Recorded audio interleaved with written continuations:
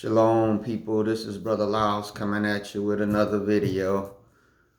And I had some things that's on my mind that I wanted to talk about that I been wrestling with ever since I um, made the video concerning my denouncing of Alpha Chai. Because it was some things in my mind that I felt should have been added on to the discussion, but I didn't want to make the video any longer than it was. But these are some things that I think is tied into the larger picture that we must understand that this is a spiritual battle that we're in, and that we must understand that there is a I don't know what word to say. There has been a manipulation, I believe, in the spirit world, in the sense of the wickedness of man has got to the place that they are willingly being influenced by the world of darkness of Satan. This has always been that mankind knew that the powers that were giving him the knowledge and different things to be able to go out here and do some of the horrific things that has been done by mankind, that mankind knew that it was not the power of the Most High that was doing this, but this was the power of wickedness. But man would opt to side with the power of darkness because they felt or feel that they have more control over their life, because Yah demands total control over your life. He demands total obedience from you. And if you know one thing about us as mankind, no matter who you are, is that there is innate in all of us a desire to do wrong. That's why Paul said in the book of Romans, when I would do good, evil is there.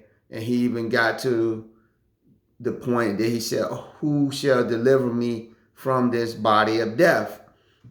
Because just like all of us who are believers, that once you became born again, and if you have not been born again, then you can't understand what I'm saying. If you're not born again, you need to become born again. You need to confess your sins and believe on Yeshua Mashiach. But getting back to the point, when you first got born again, for right or for wrong, you felt, hey man, my life is totally going to be dedicated to the Most High, or God, as you probably called him back then, like I did. My life is going to be totally dedicated to God. I'm not going to sin no more. I'm going to do everything that he tells me to do.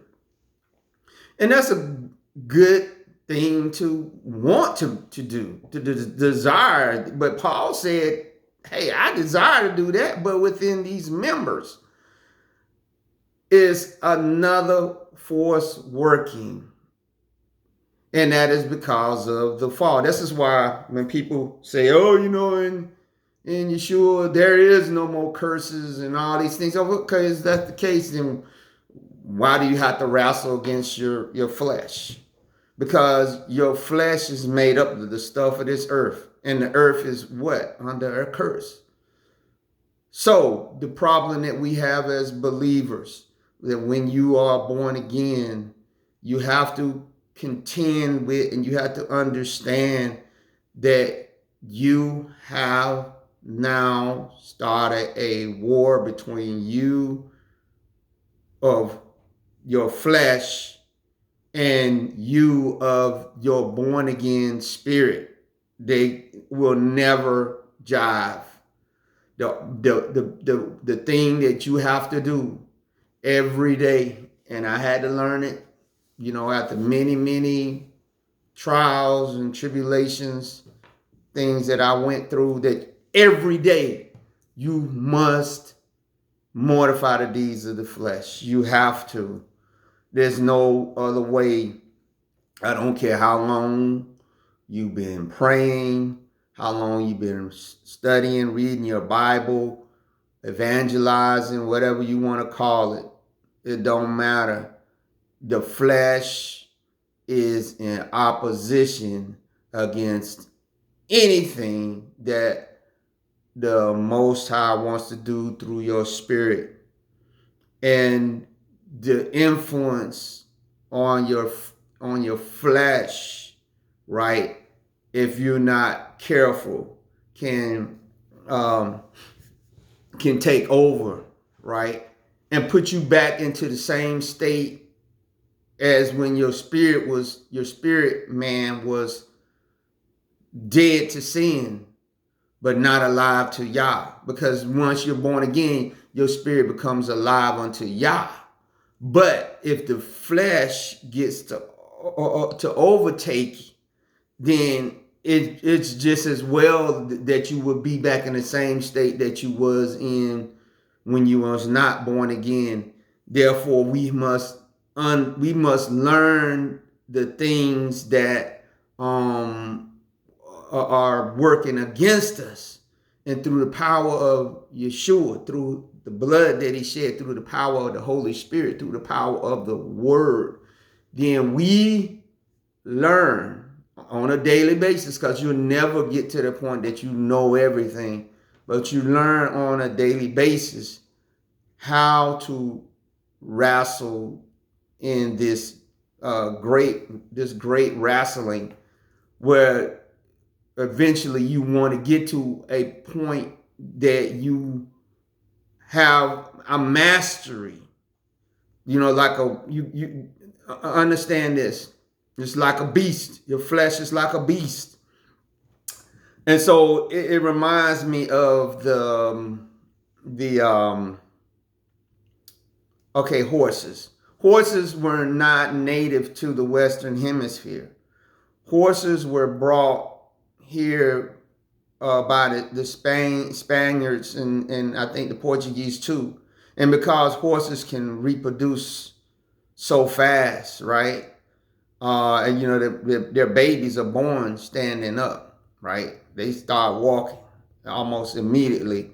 They said that they populated all across the not just the United States, but really all throughout the Western Hemisphere when they broke loose. Like they might be a male and female horse that broke loose from maybe a party of Spaniards or whoever was coming in, and they would broke loose and go into the wild, and then they would start mating, and they would just start populating. And it was the same way with cattle. The cattle, like cows here, a lot of them were brought here by the Spaniards and the Portuguese, and they basically did the same thing. So around the time after the Great Civil War, people, when people were, obviously using more and more horses, right? They looked out across the vast plain of the United States and said, look at all these horses, look at all these cows. They're wild, they're running loose, right? And if we start a farm or different things like that, these things will come in and destroy our crops. Not to mention, this is money. So this is where the profession of cowboys came into existence. And most of those cowboys with back then were our people. They would have to break these wild beasts. Excuse me. They would have to break them. They had to ride them or whatever. But you understand that even though you have broken it, when you are riding it, you have to get it used to the reins. You had to get it used to the saddle and all these different things so you can guide it the kind of way that you want. And it takes time. But then you understand that it's certain instances that these things can, break free, buck free, and go wild. So you have to maintain those reins. You have to maintain that saddle. You have to, the cowboys used to wear cowboy boots with spurs, and those spurs were to, stick into the side of the horse. And sometimes, like when they was breaking the cows, they would do it too. They stick them in, and they would let them know, hey, when you feel this pain, this means that you're not doing something that I want you to do. We literally, that's the way it is with your flesh. We have to break it in through the spirit, right? And get it to the point that it knows through fasting, through prayer, through reading, through denying it. But even still, we got to keep the reins on it. You'll never get to the point like, they would have people that would say they might start off breaking the horse bareback riding, but over time they would have to put a saddle and all that stuff on it to keep it under check. And so this is how we have to approach this thing with our flesh. We got to understand that it is in the sense of it being our enemy and fighting against a spirit. Yes, we don't literally take whips to ourselves or anything like that, or burn ourselves or something like that, but spiritually, because the Bible said this now has become his temple of the spirit. And he said, if you don't get that temple where it needs to be, the Bible said he will destroy you and that temple. So the way we keep that temple the way it needs to be, understand, when they had the tabernacle and when they had the temple, the priests were probably continually having to deal with what? The elements. When they had the tabernacle, they would be out there in the wilderness, and you can imagine sandstorms and stuff blowing up or whatever, where they would have to go in and, dust different things off probably. We know that every time the priest came into the tabernacle or even the temple, they had to bathe themselves, and they would have to come in, and they couldn't come into the temple with any shoes on their feet because they would bring in dirt and different things. So it was like a continual process. I got to keep this thing clean. So in our spiritual understanding, that's the same thing we have to do with our flesh on a daily basis. We got to take care of our flesh. We got to not quote unquote pamper it in a sense. I'm saying, but you got to keep it up. You got to eat right. You got to get it enough sleep and different things like that.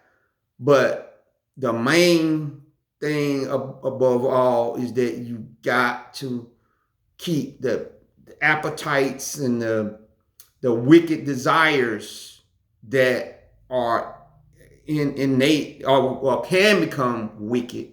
You have to keep them in check. For instance, Yah gave us the gift of sex in order to repopulate the earth, and also for pleasure, because he brought Adam and Eve together.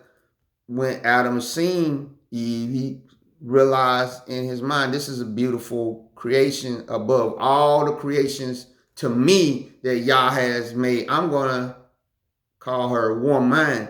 And the Bible said they came together and they were naked and they were not ashamed. They didn't just come together and shake hands. They came together and copulated, had relations right there, because now the command that Yah had given to Adam, now he could fulfill it. And in him fulfilling it, he also gained him and Eve. gain pleasure, not just through the obedience of them being obedient to Yah to reproduce life on the earth, but between them on a horizontal level, you see, which is Yah's like, I'm not, that's not, that's between you and Eve on that. And that is a good thing. But my main thing is a vertical in that my will is that you recreate and you spread out across the earth and produce others that will serve me. And in the process of you doing that, you get pleasure out of that, then that is also a good thing. But outside of you and Eve coming together, right, that is not a good thing. It's not a good thing if you come together with an animal, right? It's not a good thing after mankind has started reproducing itself and it was they were on the earth. It's not a good thing if you outside of your wife come together with another woman outside of Eve. No, and you never read in Genesis where it says that Adam had any other person in his life other than Eve to populate the earth, right? And so this is why Yeshua said what he said. He said it's one man and one woman. That's the way it was in the beginning. That's the way it's supposed to be. When Yeshua came back, he refocused us on that. That outside of that one that have been brought together. You have been brought together. You're not to copulate with no other one, no other woman, no other man, no animal, nothing. You're supposed to be with that outside of that. Well, because sin came into this flesh, right? That totally was vaporized. Now that flesh with the wicked imaginations that it was subject to by partaking of the tree of the knowledge of good and evil. Now it had innate in it all these unchecked desires, and that's why once what did Cain do? Cain went and killed his brother, but then when he ran off, right? Then we seen that some of his descendants, when you see that the man, I forgot his name. I think it's Limerick. He had two wives. See, it was already working, and y'all knows what else was going on at that time. By the time that you see Limerick had two wives, mankind was doing all kinds of totally wicked things to the point that Yah said, I got to destroy man who have I created because his thoughts are only evil continually. So that flesh now had taken over, except for Noah and his descendants, who not only had not been genetically messed with, but also they still somewhat had within them a desire and a willingness to follow Yah and his commands that he had given to mankind. Because at that time, there still was a communication, almost like an open communication between mankind and angelic beings, both good and evil.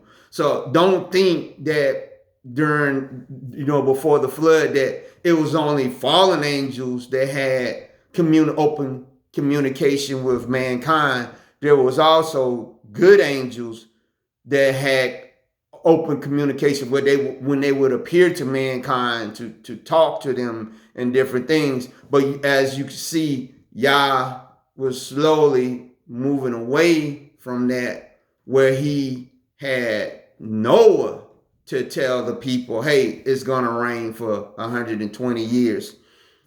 Because pray tell, he said, may this will eliminate the excuses to them that, okay, well, I'm fearful of Yah when He sent His angels. It's hard for me to hear. So Yah was like, okay, I'm gonna let Noah. I'm gonna let him tell you, right? Pray tell one of your kind you might hear, but Yah knew that they would not hear because of what? The flesh. The flesh is, since mankind partook of that fruit of the knowledge of good and evil, has had these unchecked desires that cause Yah to say, now, because mankind is so wicked, I'm going to send them to hell, which was actually prepared for the devil and his angels. But mankind's flesh has taken control in doing wickedness that I'm going to have to send mankind to hell. Both those that were obedient to Yah and those that were not. They all went to Sheol or hell, but at that time we know it was two places. It was Abraham's bosom, and then it was the Gehenna hell, the fiery hell part. And then we know it was also Tartarus, where he put the fallen angels, and also where he put Judas. But this has been an ongoing uh, wrestling that we have to be aware of. That it's not nothing new. It's as David said, these things are common unto man. Man that's born a woman, days are few and full of trouble. But that doesn't mean that we have to be in despair, right? We have this treasure in earthen vessels, that the excellence of Yah might not lie in us, but in Yah. So that Yah says, even though within you dwelleth no good thing, when your spirit is born again, I count on you to take up the charge now.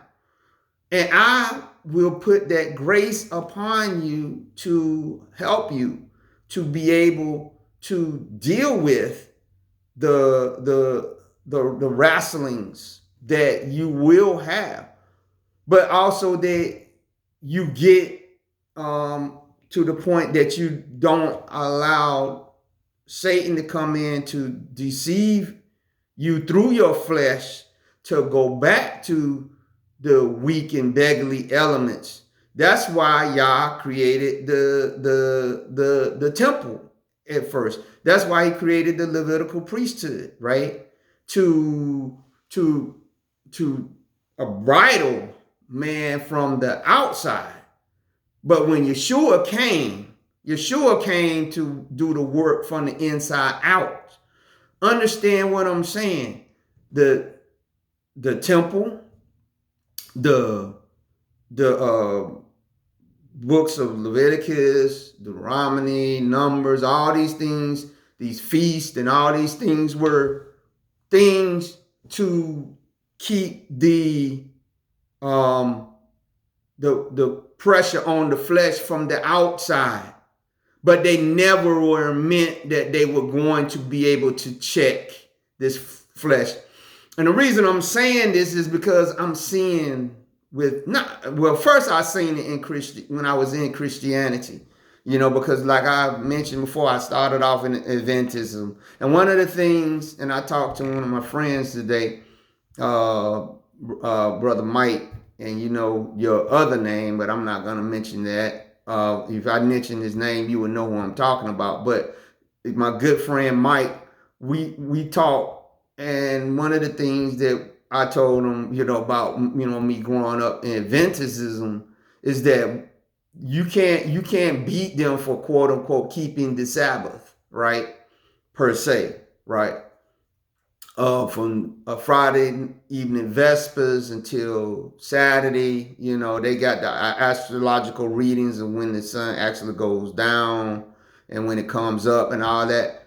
But you can't beat them on that. But when it comes to them doing every other thing, or they don't care.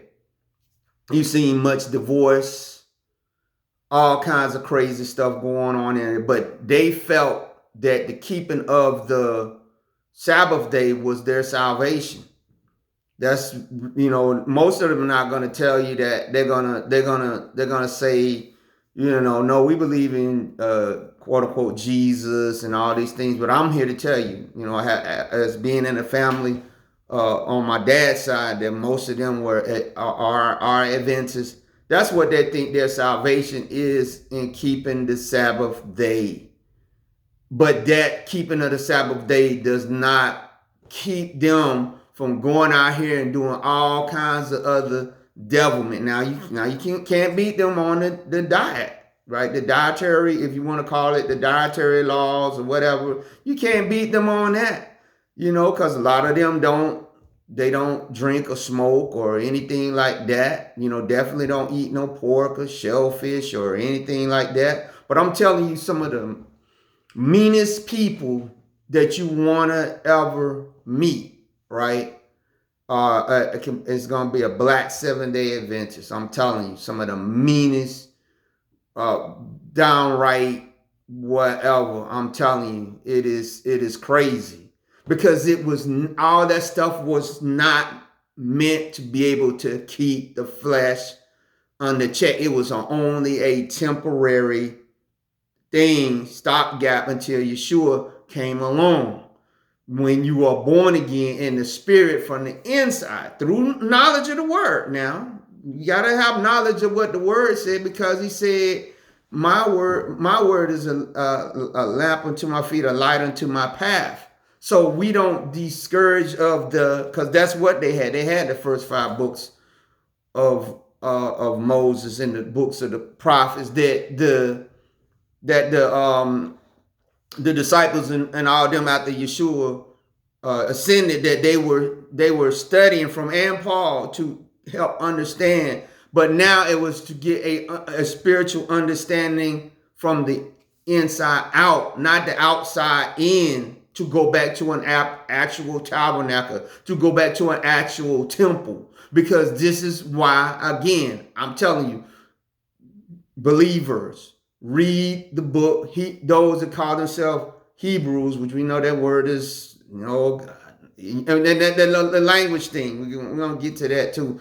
But those of you that are Hebrews, that are believers in Yeshua, please master the book of Hebrews. The book of Hebrews was written to help you to cross over. Now, if you started out in Christianity as I did, and not knowing that we are the people, which I think for the most part, most of us as Hebrew people, black Hebrew people, none of us knew about or understood any of this stuff about who we are. So just because the knowledge, your lack of knowledge, did not make you less a Hebrew, that you were a Hebrew in the eyes of Yah. He already knew that. But then your knowledge of who you are, this still not has a more power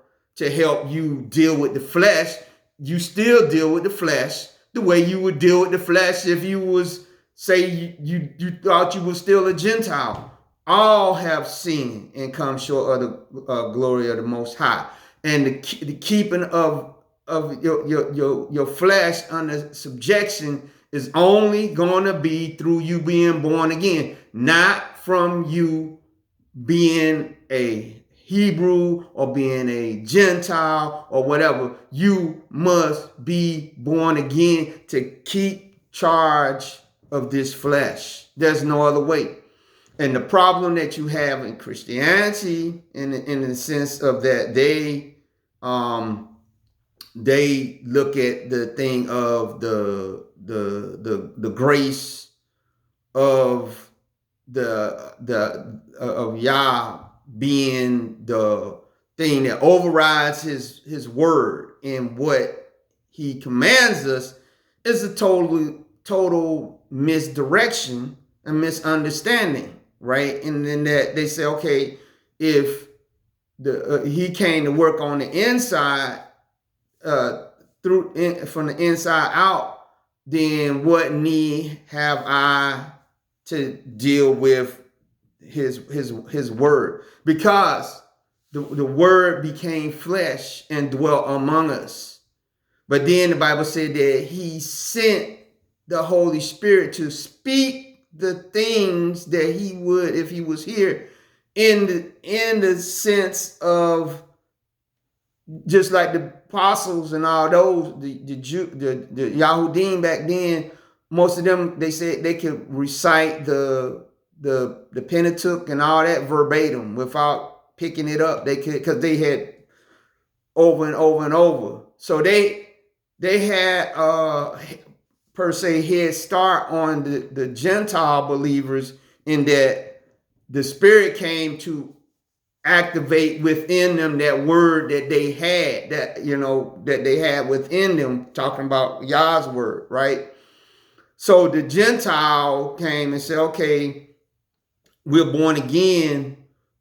What really need do we have to put that word, once the writings of Paul and the apostles and all those that came out, they kind of like disclaimed what they call the Old Testament, when in fact the disciples, I don't know if they ever really realized, or even Paul realized that, okay, my writings that I'm writing about, my experience, right? Because they mostly were going out and telling people that Yeshua is risen again. But that more than anything, their writings are a witness letter that of dealing with Messiah. But when you're talking about the core understanding of Yah, even Yeshua, there's more things written about who Yeshua was in the book of Isaiah than you're going to find in any New Testament. It's the revelation of what Isaiah was saying that the apostles and all those wrote. So the Gentiles, believers, were slowly but surely being moved away from that understanding, and they kind of started like making their own rules up, and it got us to this point that we're in because of the co-opting of the Gentiles over that. And then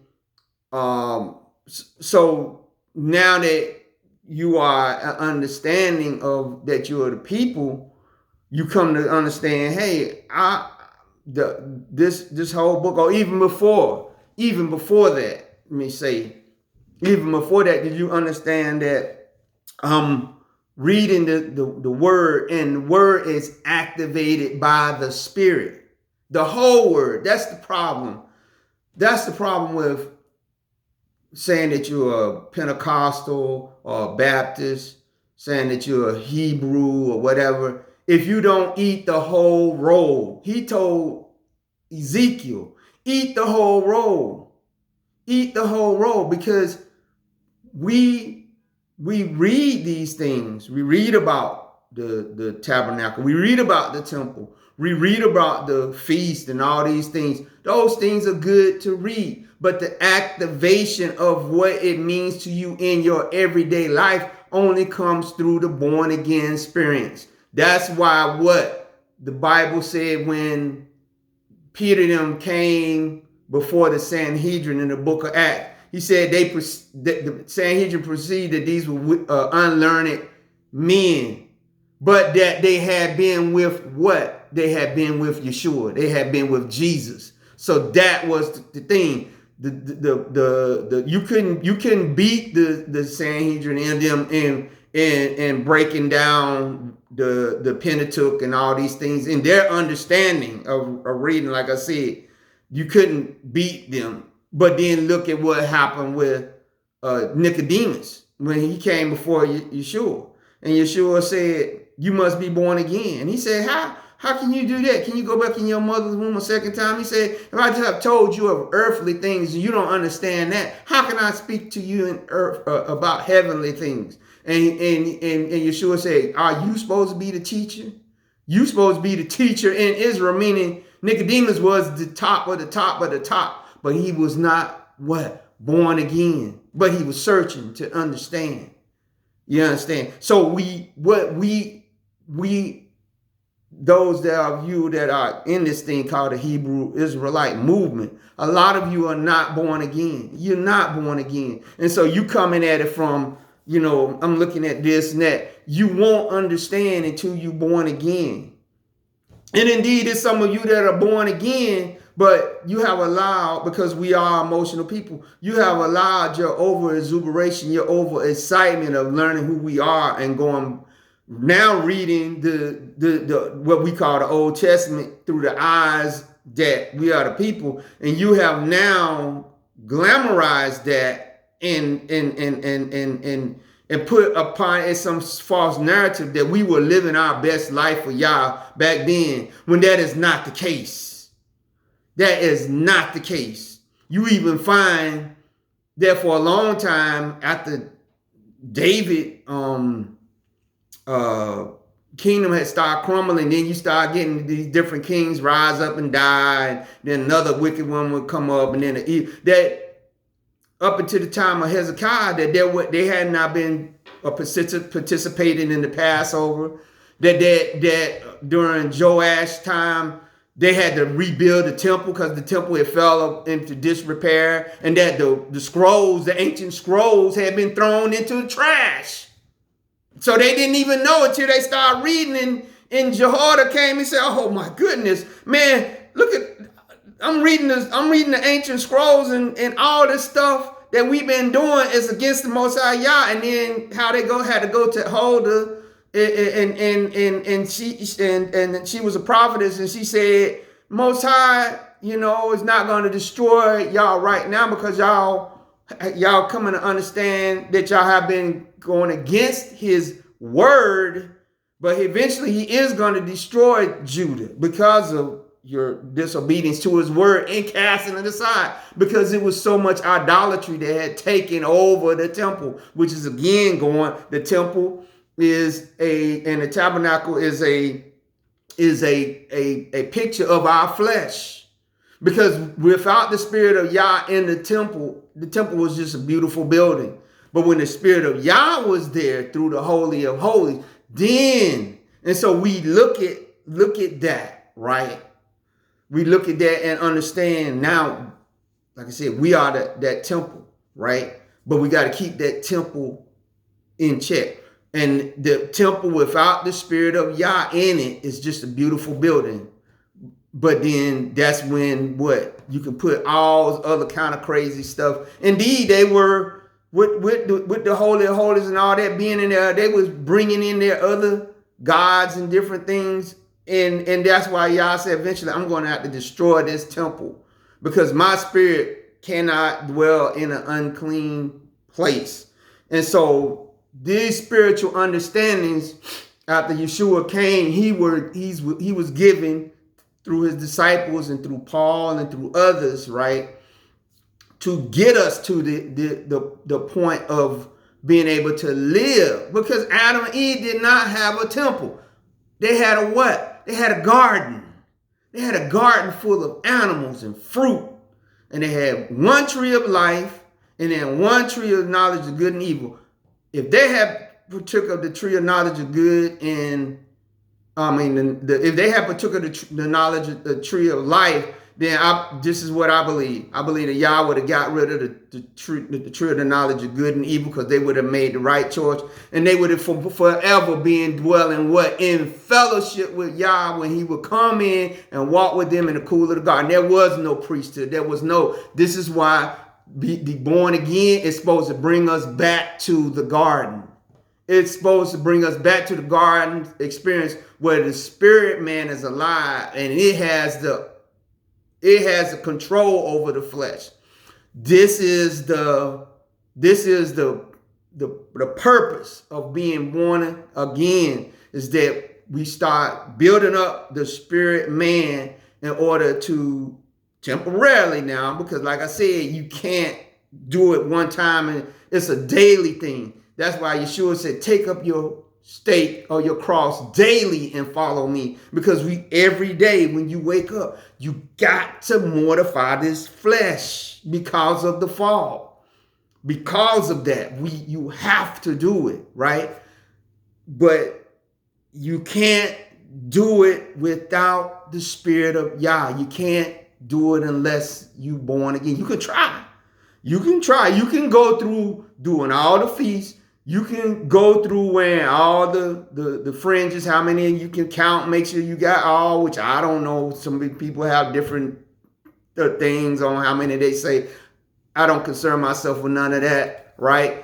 And you can still see some of these guys, like I said, going out here doing all this wicked stuff, doing all kinds of wicked stuff. And in Christianity, you can see where, and I'll say this, a lot of people that are in the Christian church, black, white, whatever, they're not born again.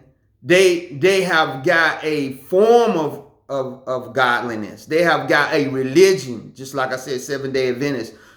Most of them felt that, okay, you got your baptism, and then immediately they start giving you the books of Ellen G. White, and people become masters of that Ellen G. White, where she writes all the different visions and stuff, and she definitely writes a lot about your health. She writes a lot about now you'll find a lot of vegetarians within Adventism where they don't eat meat, period, right? They might eat fish every now and then, but for the most part, a lot of them, now they're not vegans, because really, to me, the only thing different about veganism and vegetarianism is that vegans, it's almost like a religion where they say that I don't want nothing that was made with animal carcasses or anything. And pretty soon, if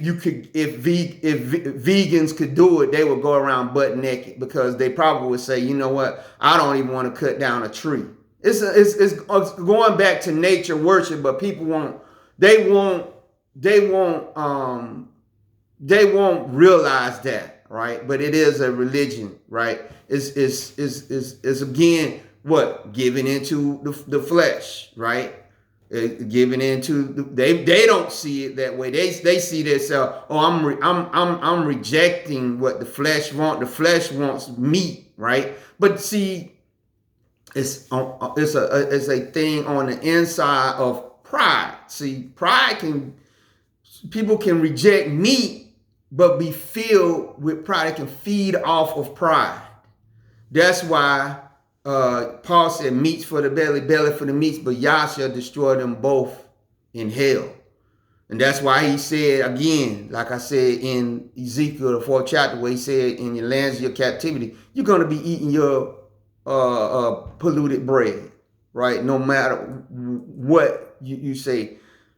Because again, if you got cows and chickens and all this stuff, even though that is considered to be clean meat, a lot of it has been genetically modified to put different things in it to make it bigger and all that. It's really unclean. But then again, this is why, like I said, you got a lot of people that are fleeing into veganism, and they don't understand that is a worship, because Paul talked about that in the book of Timothy, where he said, in the last days, there shall be perilous times. Men shall forbid to eat meat, forbid to marry, all these things. See, they didn't just have to do with the Catholic Church. And I think I brought that out in one of my lessons.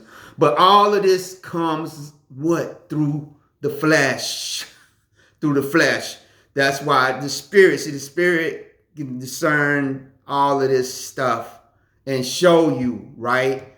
This is why I had to walk back, like I said, some of the stuff. And I started walking back some of this stuff that I was, quote unquote, learning in this Hebrew, you want to say, Israelite movement, which I said I was awakened. But that's where I seen where the troubling of the waters was. So I went to that. But I had to come back to the pure streams of Yah's word, because there's a lot of polluted streams in this thing called Hebrew Israelite movement. And unfortunately, a lot of our people, saved and unsaved, are drinking out of them. Now, if you're a born again believer, I believe eventually you're going to get back to getting back to the simplicity of Yeshua and the priesthood of Melchizedek, which we are supposed to operate in that according to the book of Hebrews.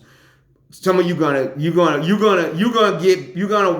get back in there. But if you don't and you wander off, then I'm like Paul.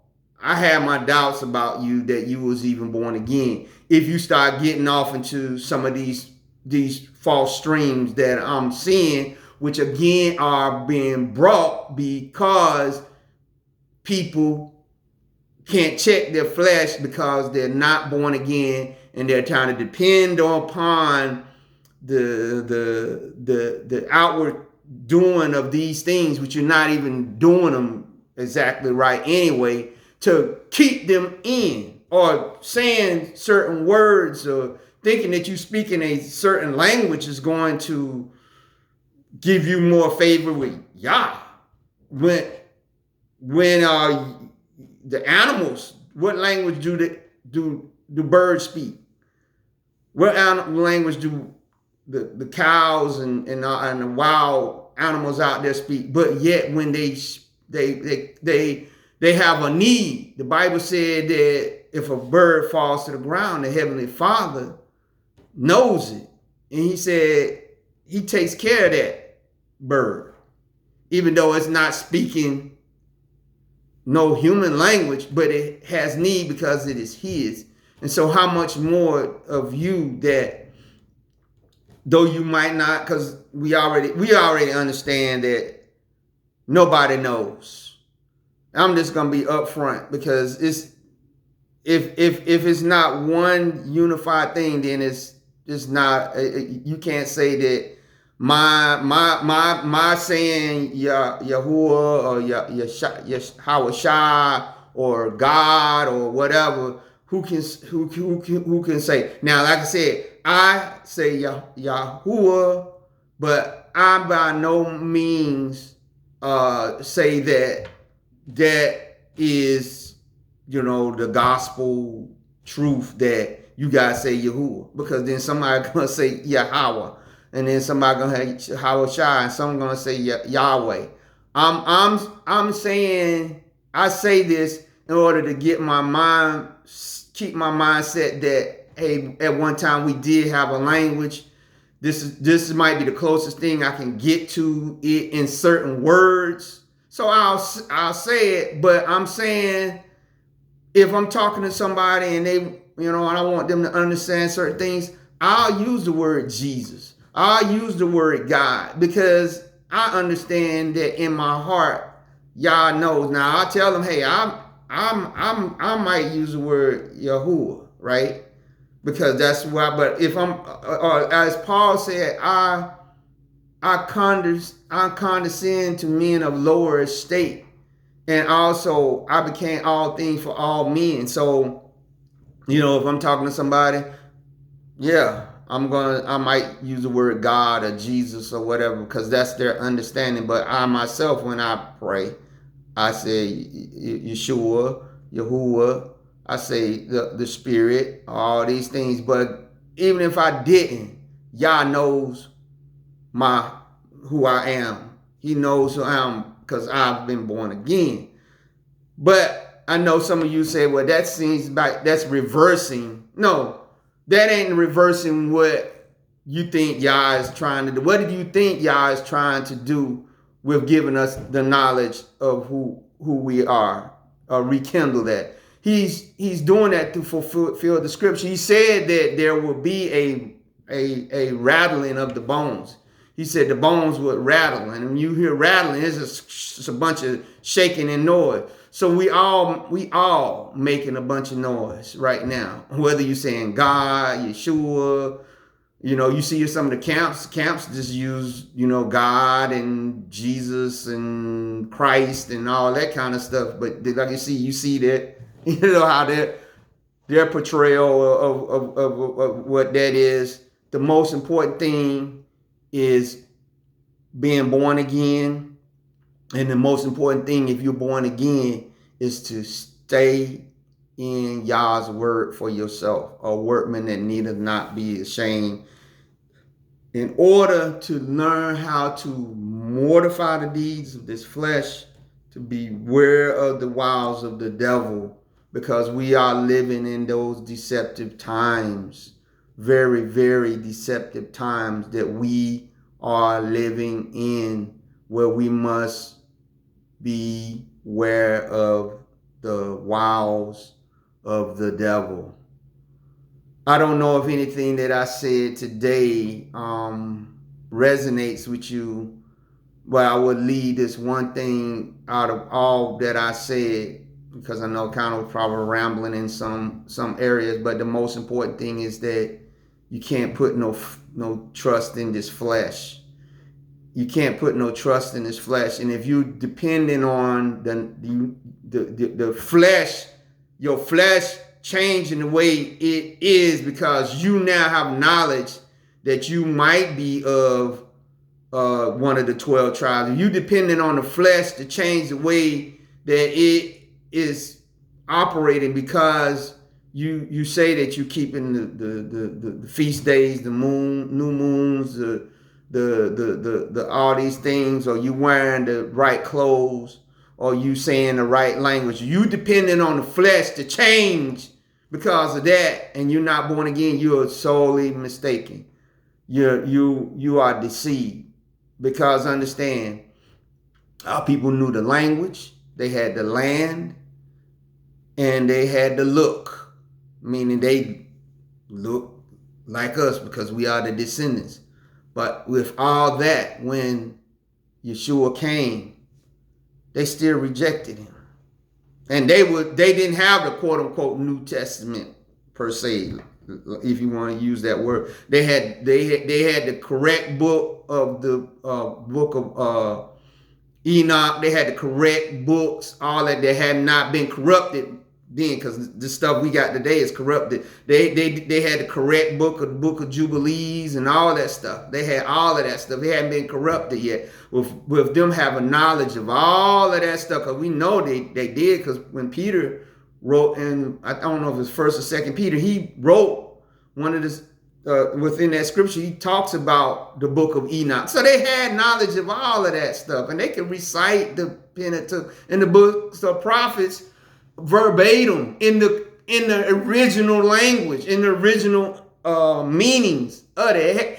It hadn't been corrupted then. But with all of that, understand this. And if, like I said, if you don't get nothing else out of what I'm saying, understand that even with all that, they could not see that their deliverer, the Messiah, had came.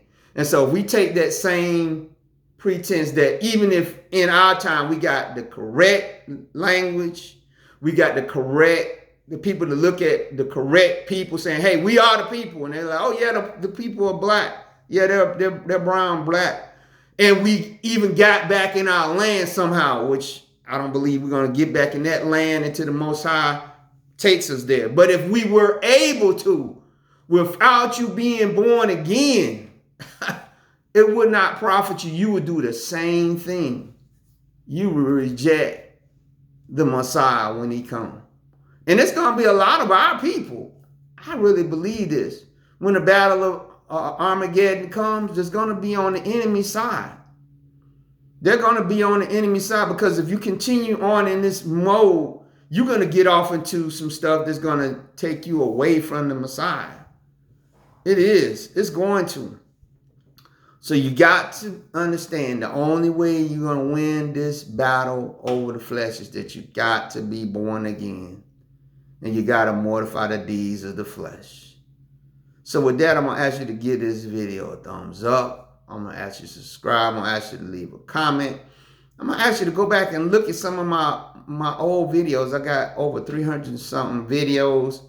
And I don't know if it's the algorithms that's not moving the numbers up. But, I don't see where people are going back and looking at my old videos And I want you to go back and look at my old videos, because you will see that, yeah, some of the stuff I said back then, I might not be saying now, because I came into a different understanding because of the Spirit. Because we had to be, like I said, we got to be led by the Spirit. He will lead us into all truth. And as I got into understanding some of this stuff, I came to understand this is not the truth. The truth is Yeshua. He is the way, the truth, and the light. Stick with him. Some of this stuff is leading our people in an opposite direction. Yeshua is the truth. Stay with him. He is the way, the truth, and the light. No man comes into the Father but what? By him. Not by this truth. It's through him. He is the truth. So with that, I'll say shalom.